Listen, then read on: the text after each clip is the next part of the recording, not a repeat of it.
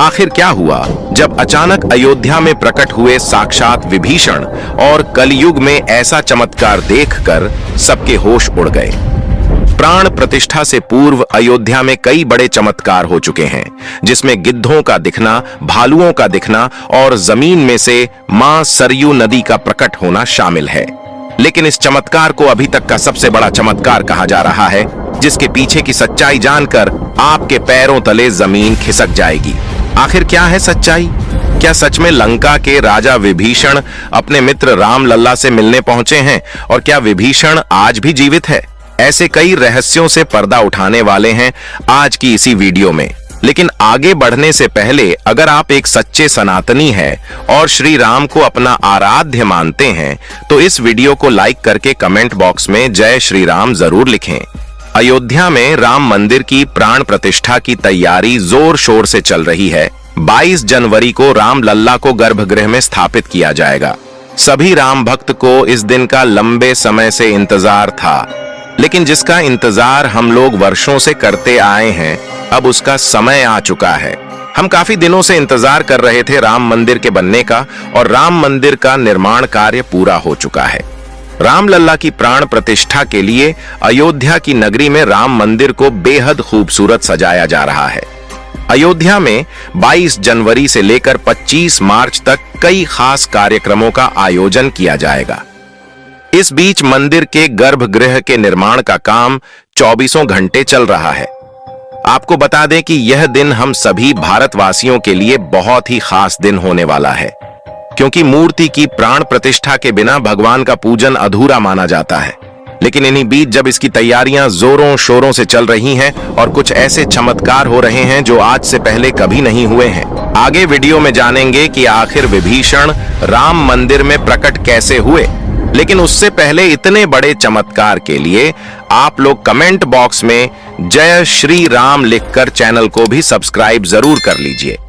देखिए, सनातन धर्म में किसी भी मूर्ति की प्राण प्रतिष्ठा बहुत महत्वपूर्ण मानी जाती है, और प्राण प्रतिष्ठा का कार्यक्रम मूर्ति स्थापना के समय ही किया जाता है।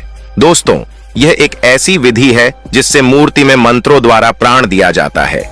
किसी भी मूर्ति की स्थापना के समय उस प्रतिमा रूप को जीवित करने की विधि प्राण प्रतिष्ठा कहलाती है। ऐसे में प्राण प्रतिष्ठा का अर्थ जीवन शक्ति की स्थापना करना या देवता को जीवन में लाना होता है। इतिहास में ऐसा पहली बार हो रहा है कि जब किसी मंदिर के उद्घाटन के लिए देश विदेश की महान हस्तियां पहुंचने वाली है। मान्यता है कि प्राण प्रतिष्ठा के जरिए मूर्ति में जीवन शक्ति का संचार होता है और वह मूर्ति देवता के रूप में बदल जाती है।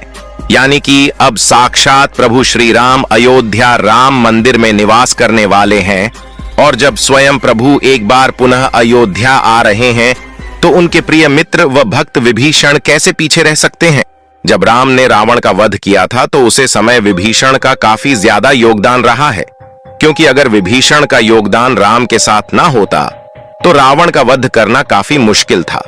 आपको बता दे कि जब राम ने रावण का वध किया था तो रावण का पुष्पक विमान लेकर राम, सीता और लक्ष्मण अयोध्या वापस आए थे, और इस समय विभीषण जी प्रभु श्री राम के साथ अयोध्या आए हुए थे।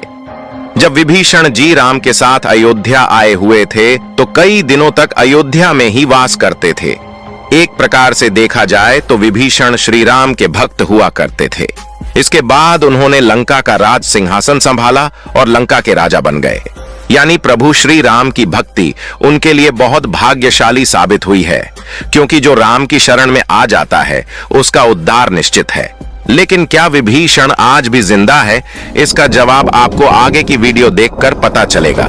हिंदू धर्म की पौराणिक कथाओं के अनुसार माना जाता है कि 8 महान विभूति मूर्तियां आज भी सशरीर जीवित हैं, जिनमें से कुछ रामायण काल के हैं तो कुछ महाभारत काल के, और कुछ विभूतियां उससे भी पहले के काल से आज तक जीवित हैं।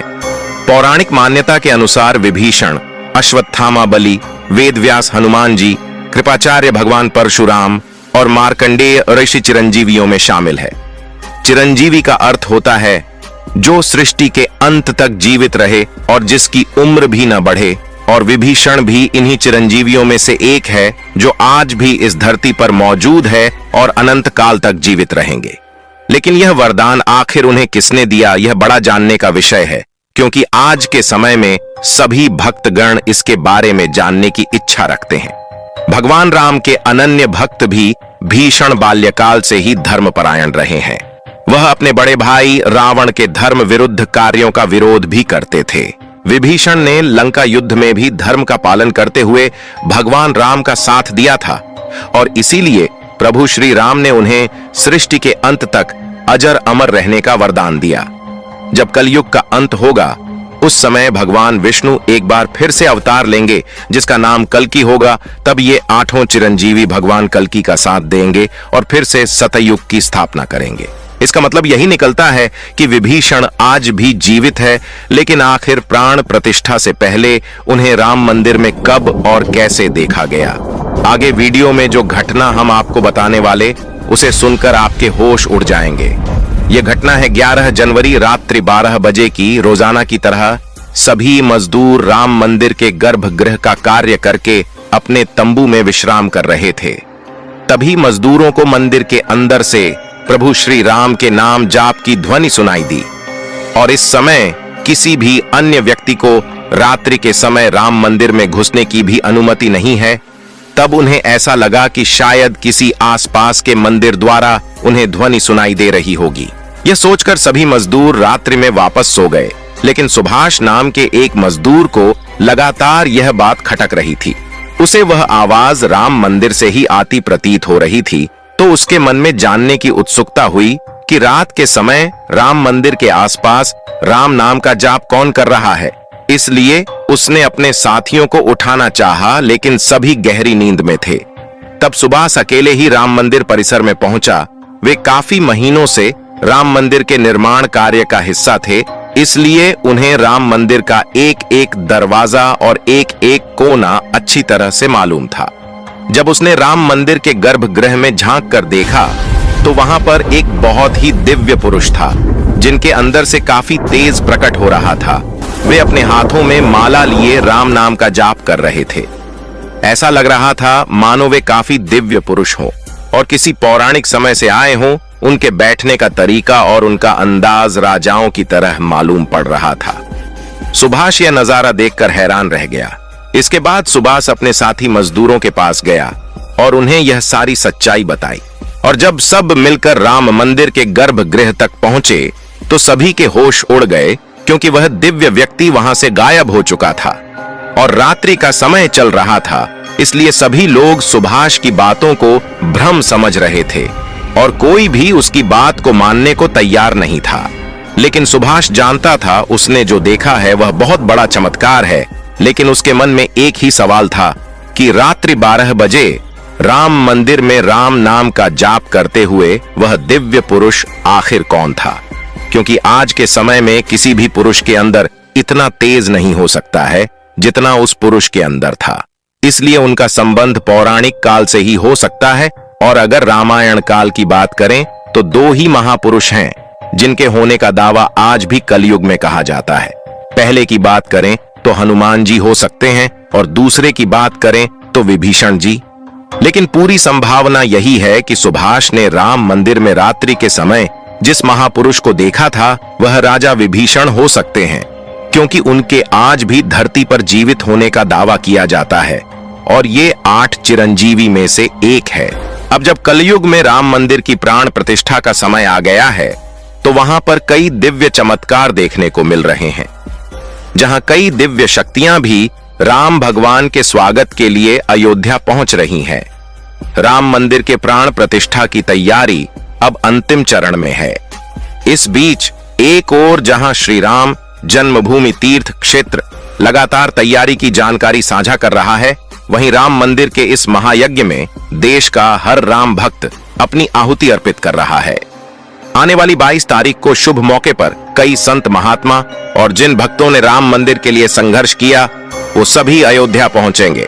आपको बता दें कि न केवल 22 जनवरी को बल्कि 12 जनवरी से ही राम भक्तों और मेहमानों का अयोध्या जाने का सिलसिला शुरू हो गया है। राम नगरी में 11,000 से ज्यादा वीआईपी मेहमानों के स्वागत की तैयारी की जा रही है। रामायण के समय में अयोध्या को स्वर्ग कहा जाता था, देवता इसे स्वर्णिम नगरी कहते थे, क्योंकि यह नगर चारों तरफ से हर प्रकार की सुविधा से युक्त था। लेकिन जब मुगलों ने भारत पर आक्रमण किया तो पूरे अयोध्या नगर को उजाड़ कर रख दिया। मंदिर के ध्वस्त होने के बाद कई सालों तक यह भूमि वीरान रही और किसी भी हिंदू सनातनी को इस क्षेत्र में आने की अनुमति तक नहीं थी। लेकिन अब फिर प्रभु श्री राम जी की कृपा से राम मंदिर का निर्माण पूरा हो चुका है और इसमें 22 जनवरी को प्राण प्रतिष्ठा कार्यक्रम है, और जिसके लिए हम हिंदू हजारों साल से इंतजार कर रहे थे, अब वह घड़ी आ चुकी है। और यहां तक कि नए नए दिव्य चमत्कार भी देखने को मिल रहे हैं। जब हमें राम मंदिर को बनते हुए देखने का सौभाग्य मिला है तो हम सभी को जश्न मनाना चाहिए। और हमारे लिए खुशखबरी की बात है कि इस मंदिर के उद्घाटन के लिए प्रभु श्री राम जी के ससुराल यानी कि जनकपुर, जो कि नेपाल में है, वहां से फल, मिठाई और भेंट के रूप में थाल अयोध्या आ रही है। इस वीडियो में बस इतना ही, आगे की जानकारियां किसी और वीडियो के माध्यम से देंगे। अयोध्या में प्रभु श्री राम के मंदिर में इस दिव्य चमत्कार के लिए कमेंट में जय श्री राम जरूर लिखें और इस वीडियो को लाइक भी जरूर कर दीजिए। इस वीडियो को अपने साथियों तक शेयर करें ताकि उन्हें भी इसके बारे में जानकारी मिल सके। इसी तरह और भी वीडियो को देखने के लिए चैनल को सब्सक्राइब जरूर करें। जय श्री राम।